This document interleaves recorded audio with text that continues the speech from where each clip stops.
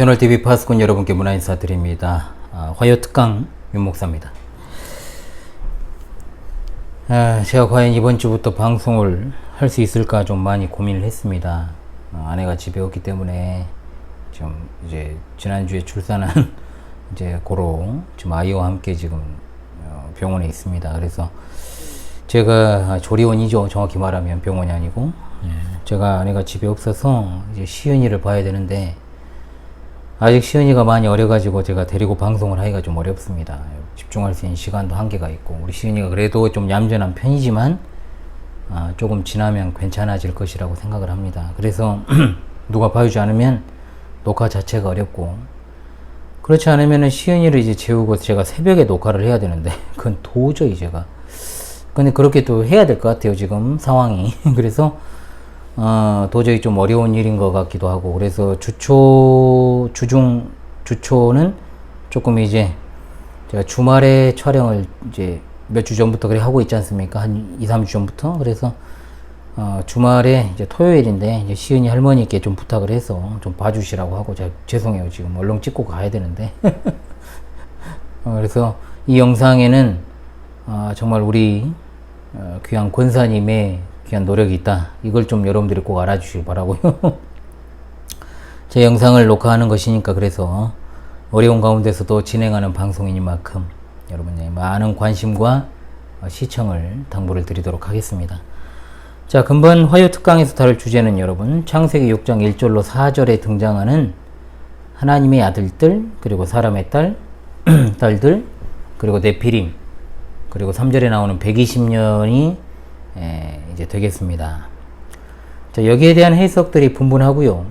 성도님들도 좀 궁금해 하실 만한 주제라고 생각이 들어 과거부터 제가 다루려고 마음을 먹고 있었지만 이제야 좀 다루게 되었습니다.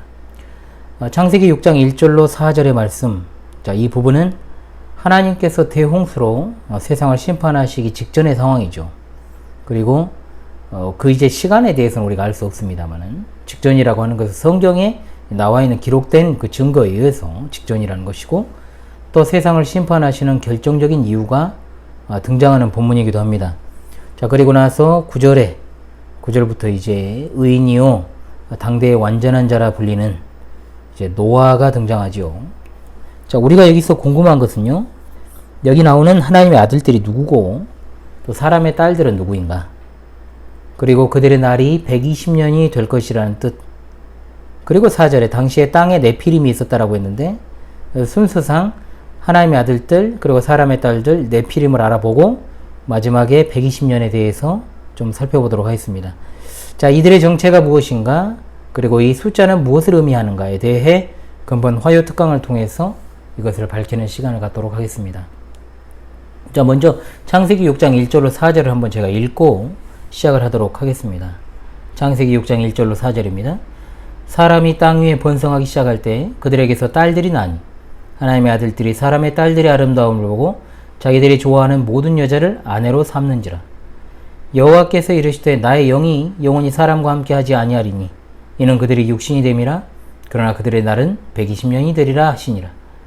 당시에 땅에는 네피림이 있었고 그 후에도 하나님의 아들들이 사람의 딸들에게로 들어와 자식을 낳았으니 그들은 용사라 고대의 명성이 있는 사람들이었더라. 아멘.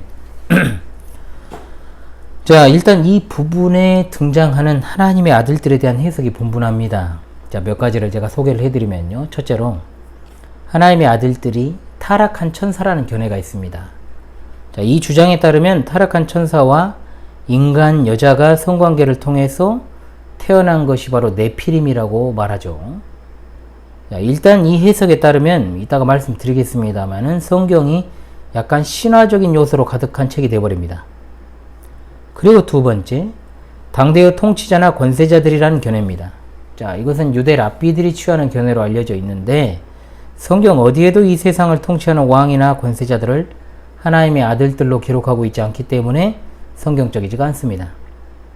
그리고 세 번째입니다. 세 번째와 네 번째는 일맥상통합니다. 경건한 셋 계통의 후손이라는 견해입니다. 이 견해도 많은 이들이 취하고 있지만 아담과 하와의 어떤 다른 자녀들에 대해서 설명을 못한다. 이런 어떤 측면이 있는 것도 사실이죠. 그리고 네 번째입니다. 하나님의 아들들은 하나님을 섬기는 성도이고 사람의 딸들은 불신자의 딸들이라는 견해입니다. 자, 여기에 대해서도 반론을 제기하는 사람들이 있는데 당대의 경건한 자는 노아밖에 없었지 않느냐? 자, 이것은 분명 셋째와 넷째는 크게 다르지 않은 견해라고 볼 수가 있겠습니다. 자, 그렇다면 어떤 것이 맞는 것이냐? 우리가 한번 살펴봐야 되겠죠. 하나씩 보겠습니다. 먼저 가장 이제 분분한 것 중에서 첫째로 제가 말씀드렸던 하나님의 아들들이 천사라는 견해, 즉 타락한 천사라는 견해에 대해 살펴보겠습니다. 일단 이 견해에 의하면 하나님의 아들들은 타락한 천사들이고 사람의 딸들은 이 세상에 사는 자들, 여자들, 타락한 천사와 인간의 여자가 결혼을 하니까 이것이 죄가 되었다라고 주장을 하죠. 이 견해에 따르면 하나님의 아들이란 용어가 천사로 기록되었다라고 하는 다른 성경 구절들을 예로 들어서 용어적으로 이걸 풀려고 하는 거예요. 욥기 1장 1절로 6절의 말씀, 2장 1절, 38장 7절, 욥기에 많이 집중이 되어 있죠. 또한 시편 29편 1절, 89편 6절, 유다서 1장 6절을 근거로 둡니다. 또한 72년 성경에서 욥기 1장 1절을 하나님의 천사로 기록하고 있다는 것을 또 근거로 둡니다. 아울러서 예수님께서 천사들이 결혼을 하지 않는다라는 말씀을 마태복음 22장 30절에 하고 계시는데 이것은 그들이 주장하기를요. 천사들이 성이 없거나 여인들과 성행위를 하려고 했어도 할 수 없었다는 말이 아니라고 하면서 천사들도 성적인 정체성을 가지고 있기 때문에 하늘에서 쫓겨난 천사들이라고 해도 결혼할 수 없다는 것, 정확히는 생식 능력을 가지고 있지 않다라고 볼 필요가 없다라고 주장을 해요. 아울러 4절에 나오는 네피림이라는 말을 킹 제임스 성경에서는 거인들로 번역을 하고 민수기 13장 33절에 등장하는 안악자손 거인들을 네피림의 후손들이라고 말하는 것을 볼 때 여기에 기인해서 이와 같은 거인들은 타락한 천사와 인간의 결합을 통해서 출산되었다라고 보는 것입니다. 한마디로 고대 신화의 단골 메뉴처럼 등장하는 반인 반신의 인물들의 이야기와 같은 식으로 이것을 이해해서 대홍수 이전에 쫓겨났지만 신적인 능력을 가진 타락한 천사들과 그리고 사람의 결합으로 이와 같은 고대의 걸출한 용사들, 즉 거인들이 태어나게 되었다라고 보는 거죠. 자, 이와 같은 견해를 취하는 이들 중에 대표적인 이들이 고대에는 필로, 또 유대 역사를 쓴 요세푸스, 저스틴, 암브로시우스가 있고 외경 에녹서에 이것이 등장을 합니다. 또한 루터파 신학자 칼 프리드리 케일과 또 카일 델리치 주석으로 유명한 델리치가 또 있어요. 이것을 주장하는 이들 중에요. 자, 그렇다면은 하나님의 아들들을 이렇게 타락한 천사로 해석을 하면 어떤 문제가 생길까요? 천사로 해석을 하면 일단 몇 가지 문제가 있습니다. 첫째로 용어를 들어가지고 하나님의 아들들이 천사라고 주장을 하는 자들이 있지만 천사와 사람이 결혼해서 아이를 낳는다? 이건 창조 질서에 어긋난 일입니다. 천사들이 결혼을 하거나 성적인 관계를 가질 수 있다고 하는 생각은 전혀 성경적이지 않습니다. 둘째로 하나님의 아들들이란 내용 앞에 이들이 천사라는 것을 암시하는 어떤 내용도 없습니다. 문맥이 맞지 않는다는 거죠. 그리고 세 번째, 천사들이 범죄를 했다면 당연히 누가 벌을 받아야 돼요? 천사들이 벌을 받아야 되는데 왜 인간이 홍수로 멸망을 당해야 되는 것인지에 대해 의문이 들 수밖에 없습니다. 그리고 네 번째, 단지 용어적인 이유로 하나님의 아들들이 천사라고 주장하는 것은 성경 왜곡이 될 수 있습니다. 특히 유다서 1장 6절의 말씀은 타락한 천사들이 인간 여자와 결혼했다는 것과 아무런 상관이 없는 것으로 이것은 억지 주장에 불과하다라고 하는 것이죠. 그리고 다섯 번째, 예수님께서는 분명 천사들은 결혼하지 않는다라고 마태복음 22장 30절과 마가복음 12장 25절에서 말씀합니다. 그런데 그것을 확대 해석해가지고 결혼하지 않는다는 것이 성관계를 할 수 없다는 말은 아니다라는 식으로 해석하는 건 말장난이죠. 억지 해석입니다. 천사들이 성적 정체성을 가지고 있고 성관계를 할 수 있다라고 하는 것은 성경적인 주장이 아니라 그냥 추측인 거죠. 추측으로 성경을 해석해서는 안 됩니다. 천국에는 장가가거나 시집가는 것이 없고 부활한 성도들은 천사처럼 된다라고 했어요. 즉 한마디로 천사들은요 성생활과 전혀 상관없는 존재로 창조가 되었고 부활하는 성도들도 천사처럼 되는 것이다 이 말이에요. 분명한 하나님의 말씀을 이상한 식으로 해석해서 성경을 신화적으로 만들어서는 안 됩니다. 분명한 거죠. 자, 하나님의 아들들을 경건한 셋의 후손 또는 하나님을 믿는 성도로 볼 수 있는 것은 맥락적으로 부합합니다. 창세기 5장 1절로 3절의 말씀에 하나님의 형상으로 창조된 아담의 계통이 기록되어 있습니다. 아담은 하나님의 형상으로 창조함 받았고 또 그의 아들 셋은 또 아담의 형상이기도 하죠. 셋과 그 후손은 하나님의 형상을 따른 사람들입니다. 선택된 후손들이기 때문에 충분히 하나님의 아들들로 불릴 수 있습니다. 성경에는 분명 선택된 자손 이스라엘을 하나님의 아들들 혹은 자기의 아들들이라고 부르는 구절이 나오죠. 출애굽기 4장 22절, 신명기 14장 1절, 그리고 이사야 43장 6절 등입니다. 우리 신앙의 선배인 세계적인 주경신학자인 고 박윤선 박사는 세 가지의 성경 구절을 제시하면서 이들이 하나님을 섬기는 경건한 성도다라는 견해를 취했습니다. 시편 73편 15절입니다. 내가 만일 스스로 이르기를 내가 그들처럼 말하리라 하였더라면 나는 주의 아들들의 세대에 대하여 악행을 행하였으리이다. 신명기 32장 5절입니다. 그들이 여호와를 향하여 악을 행하니 하나님의 자녀가 아니요 흠이 있고 삐뚤어진 세대로다. 호세아 1장 10절입니다. 그러나 이스라엘 자손의 수가 바닷가의 모래같이 되어서 헤아릴 수도 없고 셀 수도 없을 것이며 전에 그들에게 이르기를 너희는 내 백성이 아니라 한 그곳에서 그들에게 이르기를 너희는 살아계신 하나님의 아들들이라 할 것이라. 아멘. 자, 따라서 여기에 나오는 하나님의 아들들은 하나님을 잘 섬기는 셋의 후손, 즉 하나님을 공경하는 신자들을 가리키는 것으로 보는 것이 가장 좋은 해석이라고 할 수 있겠습니다. 또한 신약 성경에서는 하나님의 아들들은 하나님의 인도하심을 받는 자라고 분명하게 말씀하고 있습니다. 로마서 8장 14절의 말씀입니다. 무릇 하나님의 영으로 인도함을 받는 사람은 곧 하나님의 아들이라. 아멘. 자, 하나님의 아들은 곧 셋의 계통의 경건한 신자라고 볼 수 있죠. 어떤 이들은 말합니다. 창세기 6장 당시에 곧 노아 시대의 의인은 오직 노아뿐이라고 했는데 어떻게 이 말이 맞냐? 반론을 제기하기도 하죠. 6장 9절의 말씀, 노아는 의인이요 당대의 완전한 자이며 하나님과 동행했다라고 했습니다. 노아만 의로운 자라고 했는데 여러분, 구원은 누가 받았습니까? 노아 가족 모두 받았습니다. 당연히 구원은 가족 한 사람이 대표로 의로운 사람이면 나머지 가족이 따라서 받는 게 아니죠. 아니잖아요. 노아 가족 모두가 하나님 앞에서 의로운 삶을 살았다라고 하는 분명한 증거입니다. 베드로후서 3장 20절의 말씀에는 분명 물로 말미암아 구원을 받았던 사람은 노아 가족뿐이라고 말씀하고 있습니다. 자, 그렇다면 4절에 나오는 네피림이라는 존재는 어떤 존재일까요? 히브리어 네피림은 동사 나팔에서 변형된 수동 형태의 명사, 떨어진 자, 타락한 자, 약한 자들을 몰살게 구는 자, 폭군, 거인, 장부라는 뜻을 가지고 있습니다. 요세푸스도 네피림이 하나님을 대적하는 폭군이라고 기록을 하고 있죠. 대부분의 영어 성경과 한글 번역은 네피림이라는 말을 그대로 음역하고 있습니다만은 킹 제임스 성경은 거인들이라고 번역을 하고 있습니다. 따라서 네피림은 자기 힘을 이용해서 백성들을 못살게 구는 폭군이다 라고 이렇게 번역을 하면 더 좋겠죠. 한마디로 킹 제임스 성경의 번역처럼 거인들은 자신들의 체격과 힘을 믿고 여러 사람 앞에서 군림하면서 사람들을 잡아 노예로 부려먹는 자를 가리킨다. 자, 이들이 거인이었다라는 것을 알 수 있는 증거는 민수기 13장 33절에 가나안 땅을 정탐하는 자들이 아낙 자손을 갖다가 네피림의 후손이라고 표현하는 장면이 나옵니다.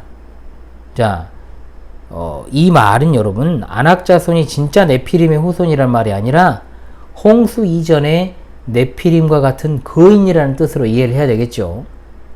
이스라엘의 정탐꾼들은 스스로를 메뚜기라고 지칭을 합니다. 고고학적 발굴에 의하면 전 세계 곳곳에 이제 거대한 인골들이 발견되기도 했습니다. 이걸 이제 철저히 숨기는 세력들이 또 있죠. 자, 오늘날에도 이른바 거인병을 앓는 사람들이 있고 또 굉장히 키가 큰 사람들이 있습니다. 기골이 장대한 사람들이라고 할 수 있죠. 자, 분명 그런데 이렇게 큰 사람, 거인은 유전자와 생활 패턴에서 오는 것으로 볼 수 있는데, 자, 이런 거인들이 구약 성경에 나온다라고 해서 타락한 천사들이 인간 여자와 결혼해서 나온 것이 거인이라고 말해버리면 이건 뭐 성경을 그냥 잭 더 자이언트 슬레이어라는 이 영화가 있었죠, 여러분. 이 공상 영화나 소설로 만들어버리는 것에 이제 불과한 참으로 이제 반기독교적인 사상이니까 주의가 필요합니다. 생각을 해보십시오. 성경을 통해 알 수 있는 것은 타락한 천사 중에 사탄은 단수죠. 그래서 우리는 사탄들이라고 표현하지 않고 사탄이라고 말합니다. 그러나 귀신은 복수인 귀신들로 표현합니다.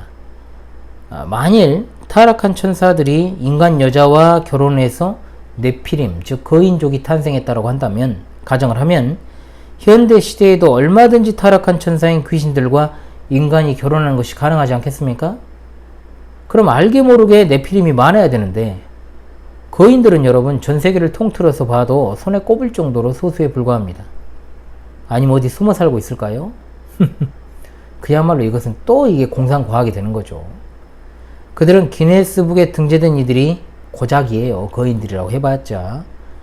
생존했던 사람 중 여러분들이 이제 검색을 해보시면 알겠습니다만, 역대 이제 현대인들 중에 이제 탑 10이 있죠. 그 중에서 가장 컸던 사람이 1940년 6월 27일에 미국인 로버트 와들로우, 이 사람 키가 이제 2m 72로 측정이 되었습니다. 키가 큰 사람들은 하나같이 척추에 문제가 있었고, 이른바 거인병으로 인해서 오래 살지 못하는 좀 특징을 가지고 있죠. 한마디로 현대시대의 거인들은 성경에 나오는 네피림과는 상관이 없다라고 볼 수 있겠습니다. 자, 그럼 여러분 이제 의문점이 풀리셨죠?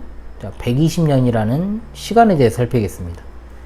3절의 말씀에 여호와께서 이르시되 나의 영이 영원히 사람과 함께 하지 아니하리니 이는 그들의 육신이 됨이라. 그러나 그들의 날은 120년이 되리라 하시니라. 자, 이 부분에 대한 견해가 이제 크게 두 가지로 나뉩니다. 자, 하나는 하나님께서 이 시점을 기준으로 해서 사람의 수명을 120세로 제한하셨다는 견해. 자, 다른 견해는 홍수가 오기까지 온 인류에게 남은 유예 기간이 120년이라고 보는 견해입니다. 자, 후자는 보통 그 기간이 하나님이 사람들에게 회개를 위해서 주신 기간이라고 이렇게 해석을 하죠, 많이. 저도 사실 어린 시절에, 아니 상당히 커서도요, 이 기간이 사람의 수명이 120년으로 줄었다는 식으로 이해를 했습니다. 그 이해에 일조를 했던 것이 이제 교회 교역자의 가르침 때문이었죠. 그러니까 그게 오래 가더라고요, 이게. 그러니까 수명으로 이 기간을 이해하는 사람들은 창세기 5장 32절, 그냥 5장의 마지막 절 5장 32절과 7장 11절 사이의 기간을 주목합니다. 그러면서 노아가 600세 되던 때 홍수가 일어났다라고 하는 점에 근거해서 홍수까지의 유예 기간이 아니라고 보는 겁니다. 일단 5장 32절에서 노아는 몇 세입니까? 500세 된 후에 셈과 함과 야벳을 낳았다라는 말씀이 있습니다. 그런데 7장 11절에서 어떻습니까? 노아가 600세 되던 해 둘째 달, 곧 그 달 11의 날, 그날에 큰 기품의 샘들이 터지며 하늘의 창문들이 열려서 40주야 이제 비가 쏟아졌잖아요. 그러니까 100년의 간격이잖아요. 그래서 120년은 홍수까지의 기간이라고 볼 수 없다라는 거죠. 그러나 여러분, 하나님께서 말씀하신 시점은 창세기 6장으로 들어와서이지 5장 32절이 아닙니다. 500세 때 하나님이 심판에 대한 메시지를 주셨는지 여부를 우리가 성경을 통해 알 수 없다는 겁니다. 그 시점에 자녀를 낳았다라는 말씀만 있기 때문에 이를 근거로 해가지고 인간 수명 120년은 문제가 있습니다. 아울러 일단 여러분, 홍수 이후에 셈의 후손들을 보게 되면 120세를 간단하게 다 넘어버립니다. 훨씬 상회하는 수명을 보여주고 있어요. 일단 셈이 600세입니다. 아르박삿 438세, 셀라 433세, 에벨 464세, 벨렉 이때 좀 줄어요. 239세, 루 239세, 똑같죠? 스룩 230세, 나홀 148세. 여러분, 우리가 잘 아는 아브라함도 175세를 살았습니다. 그렇죠?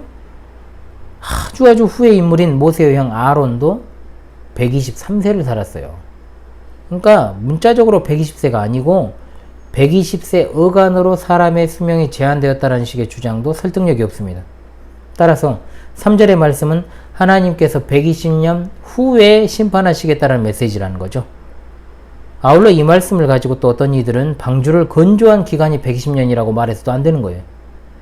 120년이라는 기간 중 일부 기간 동안 방주를 건조한 것으로 봐야 되고, 우린 단지 이 기간 동안에 노아가 심판의 메시지를 받았고 방주를 건조했으며 홍수가 오기까지의 기간이 120년이라는 것으로 인생들이 돌이키기에는 충분한 기간임에도 실제로 방주에 탄 사람은 노아와 가족들 뿐이었다라고 하는 것.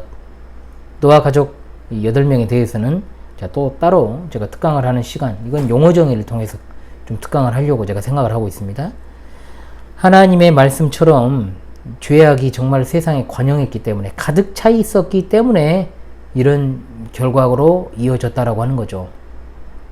경건한 자손들이 불경건한 가인의 자손, 정말 사람의 딸들과 불신 결혼을 통해서 빚어진 일들로 정말로 앞서 제가 말씀드린 것처럼 타락한 천사와 인간 여자가 결합했다느니, 또 그 사이에 태어난 것이 네피림 거인족이 일어나니, 인간 수명이 120년이라느니 하는 이야기들은요, 일단 신화적인 이야기요 반기독교적이며 너무나도 단조로운 해석이다 라고 밖에 볼 수 없습니다. 우린 이 메시지를 통해서 하나님께서 얼마나 인간에 대해서 참아주시는지, 그리고 얼마나 하나님께서 하나님께 정말로 인간이 돌이키지 않는가를 보여주는 그러한 사실을 우리가 발견하게 될 뿐이라는 거죠. 네, 오늘 창세기 6장 1절로 4절의 말씀에 등장하는 하나님의 아들들, 그리고 사람의 딸들, 네피림, 120년에 대해서 성경적으로 잠깐 조명하고 또 올바른 해석에 대해서 살펴보는 시간을 가졌습니다. 여러분들에게 조금이나마 좀 유익이 되는 시간이 되셨기를 간절히 바라면서요, 금주 화요 특강 마치도록 하겠습니다. 여러분, 이와 관련한 또 특강들을 앞으로도 계속해서 좀 생각해서 좀 함께 해보도록 그렇게 하겠습니다. 여러분, 여러 가지로 여러분, 이 방송이 진행되기까지는 여러분들의 도움과 노력들이 좀 필요합니다. 그렇기 때문에 좀 어려운 상황 속에서 제가 방송을 쭉 끊어지지 않도록 하기 위해서 좀 힘을 쓰고 있습니다. 많은 시청과 관심을 여러분 부탁을 드리겠습니다. 지금까지 현월TV 윤목사였습니다. 여러분, 파수꾼 여러분, 곧 찾아뵙도록 하겠습니다. 감사합니다.